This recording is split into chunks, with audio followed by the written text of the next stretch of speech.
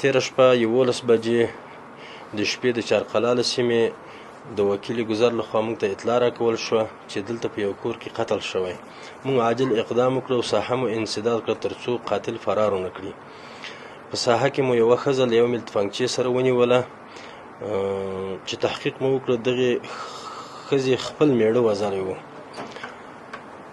د ښځه مو حوزې ته را انتقال کړه.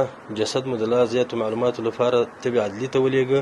د قاتل دوسیه ترتیب او تحقیقات جنایي ته مو وسپارله. که دغه رقم پیښو سره څوک مخ کېږي 100 شمېرې ته دې زنګ ووهي، انشاءالله موږ به عاجل ورسېږو ساحې ته او خپل عملیات بکنیم. من زن 4 نجیب الله بودم. دین روز وقتی که خواب بودم بعد تفنگچه در سرش زدم.